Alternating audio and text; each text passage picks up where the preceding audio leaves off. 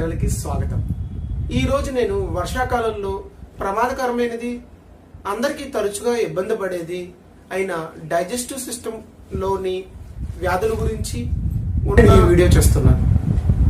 ఈ వీడియోలో వర్షాకాలంలో డైజెస్టివ్ సిస్టమ్ మీద ఎటువంటి ప్రభావం ఉంటుంది, దాని ద్వారా ఫ్యూచర్లో వచ్చే ఇబ్బందులు ఏంటి, దాని గురించి ఈ వీడియోలో క్లుప్తంగా తెలియజేయాలనుకుంటున్నాను. ముందుగా డైజెస్టివ్ సిస్టమ్ గురించి తెలుసుకోవాలి. ఎక్కడైతే నోటి ద్వారా నుండి కిందకి యానల్ రీజన్ వరకు ఉందో దానంతా డైజెస్టివ్ సిస్టమ్ అంటారు. సాధారణంగా ఈ వర్షాకాలంలో అత్యంత ఇబ్బంది పడేది వ్యాధుల్లో డయేరియా, వాంతులు, విరోచనాలు, ఇవి కాకుండా మోషన్లో మంట, నిప్పి, జగట విరోచనాలు, గమ్ విరోచనాలు, ఇలాంటి విరోచనాలతో ఎక్కువగా ఇబ్బంది పడుతూ ఉంటారు. సాధారణంగా ఈ విరోచనం గురించి మనం తెలుసుకోవాలి. అసలు విరోచనం అంటే ఏంటంటే బాడీలో ఏదైతే వ్యర్థ పదార్థం ఉందో దాన్ని మనం బయటికి గెంటేసే దాని ద్వారా ఈ యానల్ రీజన్ ద్వారా బయటకు వస్తుంది.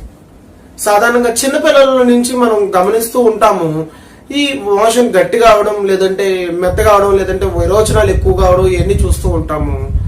ఇవి దీంట్లో ముందుగా సాధారణం ఏంటి, అసాధారణం ఏంటనేది తెలుసుకోవాలి. సాధారణంగా గట్టిగా అయినా లేదా కొద్దిగా అవుతున్నా వీళ్ళు మలబద్ధకంతో బాధపడుతున్నట్టు అర్థం.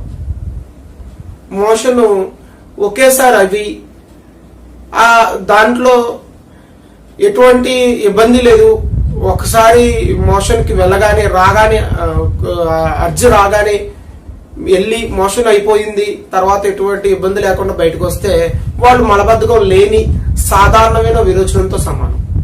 ఇవి కాకుండా నీటి విరోచనాలు, నీరులాగా అవడం, పలచగా అవడం, లేదంటే గమ్ మోషన్స్ అంటే జిగటగా జెల్లీలాగా మెరుస్తూ ఉన్న మోషన్స్ అవడం, ఇవి విరోచనాలు అంటారు.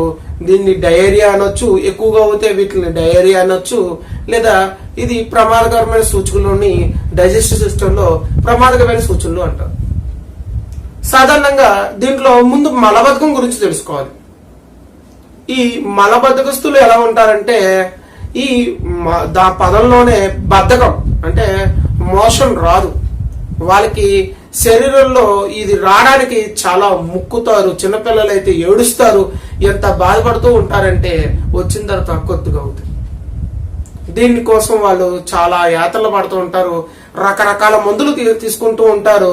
తీసుకోగానే తెలియకుండానే అయిపోతూ ఉంటది, లేదంటే గ్యాసులు గాలిపోతున్నప్పుడు దాంట్లో పోతూ ఉంటది. ఇలా రకరకాల ఇబ్బందులు పడుతూ ఉంటారు. ఈ సాధారణంగా మలబద్ధకం అనేది ఏంటంటే ఇది చాలా కారణాలు ఉంటాయి వీటికి రావడానికి. మొట్టమొదటిది చిన్నప్పటి నుంచి వీళ్ళకి వ్యవస్థ ఇలాగే ఉండడం. 2 బాగా యాంటీబయోటిక్స్ ఇలాంటివి ఎక్కువగా వాడడం.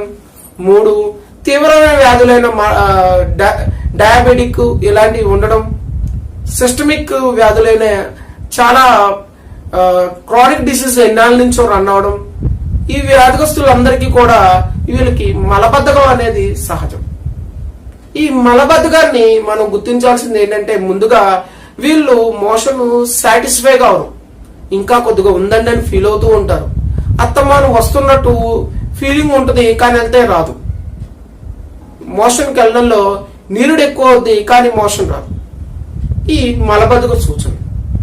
ఈ ప్రమాదకరం ఏంటంటే ఈ మలబద్ధకం ద్వారా వీళ్ళకి పైల్స్, ఫిస్టుల్లా ఇలాంటి ఎన్నో ప్రమాదకరమైన వ్యాధులన్నీ సూచిస్తూ ఉంటాయి. ఈ వర్షాకాలంలో ఈ మలబద్ధకస్తులు దీన్ని ఏదైనా ఫుడ్ ఏమైనా తీసుకున్నప్పుడు వీళ్ళకి విరోచనాలు అయినప్పుడు కడుపు నిప్పు వచ్చి విరోచనాలు అవుతే వీళ్ళు ఎప్పుడు గట్టిగా ఏదైనా ఇప్పుడు మోషన్ లో జిగురు పడుతుందండి అంటారు. ఆ జిగురు ఏంటంటే ఏదైతే మన జీర్ణ వ్యవస్థలో మంచి బ్యాక్టీరియా ఉందో అది అంతా కూడా వెళ్ళిపోతూ ఆ మంచి బ్యాక్టీరియా ద్వారా ఈ వాసనతో కడుపు నిప్పుతో మోషన్స్ అవుతూ ఉంటాయి. దీనికి చాలా కారణాలు ఉంటాయి. పారాసైట్ ఇన్ఫెక్షన్ అవ్వచ్చు, బ్యాక్టీరియల్ ఇన్ఫెక్షన్ అవ్వచ్చు, వైరల్ ఇన్ఫెక్షన్ అవ్వచ్చు. దీనికి చాలా కారణాలు ఉంటాయి. దాన్ని మనం వైద్యుడి ద్వారా టెస్ట్ చేయించుకుని మాత్రం చెప్పగలం. టెస్ట్ ద్వారానే ఇటు మనకి బయటికి తెలుస్తాయి.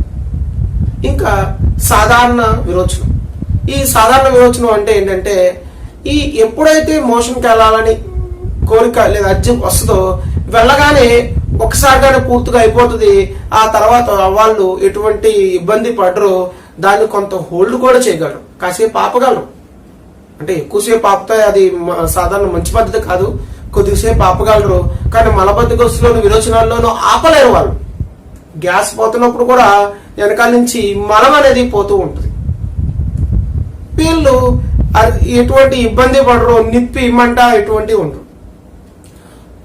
తర్వాత విరోచనాలు లేదా డయేరియా. ఈ డయేరియా అంటే విరోచనాలు సాధారణంగా ఈ వర్షాకాలంలో కలరా, ఇంకా టైఫాయిడ్ లో కండిషన్ లో కూడా కొన్ని విరోచనాలు అవుతూ ఉంటాయి. రక్త విరోచనాలు, నల్లగాంటి విరోచనాలు అవుతూ ఉంటాయి. ఈ విరోచనాలు ముందుగా గుర్తించాల్సిందంటే ఎక్కువగా అవుతూ ఉంటాయి, అయిన ప్రతిసారి నీరసపడిపోతుంటారు, తొందరగా డీహైడ్రేట్ అయిపోతూ ఉంటారు. ఇవి గుర్తించడం ఎలా అంటే కడుపు నొప్పి ఉంటది, లేదంటే ఎక్కువగా అవుతూ ఉంటాయి, లేదంటే నీరసపడిపోతూ ఉంటారు, పెదాలు ఆరిపోతూ ఉంటాయి. ఈ విరోచనాల్లో పలచగా అవడం కానీ, నీరుగా అవడం కానీ, లేదంటే ఇండైజెషన్ మెటీరియల్ అవుతూ ఉండడం కానీ ఇలాంటివి జరుగుతూ ఉంటాయి. వీటికి గల కారణాలు ఏంటంటే కంటామినేటెడ్ అంటే అపరిశుభ్రమైన ఏదైతే వండేటప్పుడు కానీ ఈగలు వాడడం కానీ మిగతా ఏదైనా ఉండడం వల్ల ఆ పదార్థాలు తీసుకున్నా లేదా తాగినా ఈ విరోచనాలు అవుతూ ఉంటాయి. వీటి వల్ల చాలా ప్రమాదకరం. వీటిని గుర్తించడం ఇనీషియల్ స్టేజ్ లో గుర్తించిపోతే ఎంత ప్రమాదకరం ఏంటంటే డీహైడ్రేట్ అయిపోయి మనిషి చనిపోయే అవకాశాలు కూడా ఉన్నాయి. వర్షాకాలంలో అత్యంత ప్రమాదకరమైంది ఈ డయేరియాని. దీన్ని మనం గుర్తించగానే ముందు కొద్దిగా ఏదైతే వాటర్ లో లైట్ గా సాల్ట్, లైట్ గా షుగర్ వేసుకోవాలి తప్ప ఎక్కువ సాల్ట్, ఎక్కువ షుగర్ వేసుకున్న విరోచనాలు ఇంకా ఎక్కువ అవుతాయి. పల్చటి ఫుడ్ తీసుకోవడం ప్రయత్నించాలి. అంటే జావా లేదంటే ఉప్పు తక్కువ వేసుకుని తీసుకోవడం పట్టించాలి. టీ కాఫీలకు దూరంగా ఉంటే ముందుగా ఈ విరోచనాలు కొద్దిగా మనం తీసుకుని తర్వాత బయటకు వెళ్ళి ఏదైతే ఆ హాస్పిటల్లో వైటాలిటీ చూసి అంటే పల్స్ రేటు, హార్ట్ రేట్ చూసి దాన్ని బట్టి మనకి టాబ్లెటా లేదా సెలైన్ ఎక్కించాలా అనేది చూస్తాం. సాధారణంగా ఈ వర్షాకాలంలో ఎక్కువగా మనకి ఇబ్బంది పడేది ఈ విరోచనాల ద్వారా. వీటి ద్వారానే కొత్త కొత్త వ్యాధులని మనకు తెలుస్తూ వస్తాయి. దీంట్లో పారాసైట్ ఇన్ఫెక్షన్ అనేది చాలా ప్రమాదకరం. దీని ద్వారా ఐబిఎస్ లాంటి ఇరిటేటివ్ బౌల్ సిండ్రోమ్ కూడా తయారవుతూ ఉంటాయి.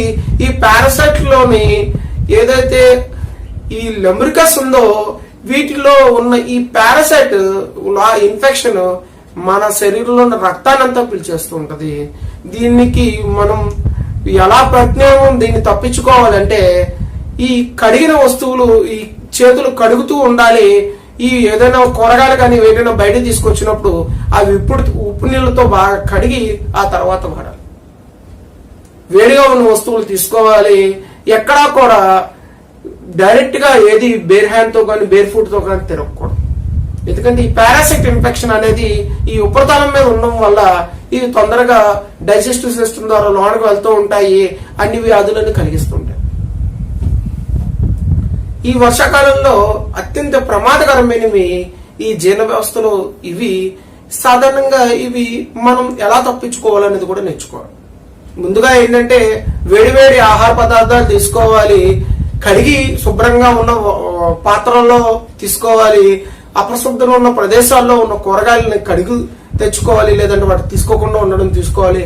బయట ఫుడ్ ని అవాయిడ్ చేయాలి. ఎందుకంటే ఫుడ్ వేడిగా ఉన్న ఏదైతే మనకి వడ్డించే పాత్రలు శుభ్రంగా లేకపోయినా కూడా మనకి పారాసైట్ ఇన్ఫెక్షన్ అనేది తొందరగా వస్తూ ఉంటాయి. ఇవి కాకుండానే ఈ వీటిల్లో అసలు ఈ మలబద్ధకస్తులకి ఎలా తప్పించుకోవాలి, విరోచనాలు వచ్చినప్పుడు ఎలా తప్పించుకోవాలంటే వీళ్ళలో కొంతమంది అంటే కొన్ని ఒక్కోసారి ఇటువంటి వ్యాధులు కాకుండా మామూలు సాధారణంగా కూడా విరోచనాలు అవుతూ ఉంటాయి. ఆ రోజు ఏంటంటే నీరసం ఉండదు, కానీ కొద్దిగా బాడీ ఏంటంటే దానిగా రిపేర్ చేసుకున్నప్పుడు కొంత మోషన్స్ అయ్యి మళ్ళీ సెట్ అవుతూ ఉంటాయి. దానివల్ల ఎటువంటి వాళ్ళకి ఇబ్బంది ఉండదు, వాళ్ళు నీరసంగా ఉండదు, ఏముండదు. కానీ ఏంటంటే కొంత లాన్ ఉన్న ఏదైతే వాళ్ళ బాడీ కొద్దిగా రిపేర్ చేసుకుంటున్నప్పుడు అవుతూ ఉంటాయి. ఆ సందర్భంలో మనం భయపడక్కర్లేదు. ఎక్కువగా ఇంత నీళ్ళ విరోచనాల టైప్ అయితే అవదు. కొంతమంది డైట్ ఫాలో అయ్యేటప్పుడు కీటో డైట్ అని వాటర్ డైట్ అని. ఈ డైట్ ఫాలో అయ్యేటప్పుడు కూడా కొన్ని మోషన్స్ అవుతూ ఉంటాయి, వాటిలో కూడా ఇబ్బంది పడకం అవసరం లేదు.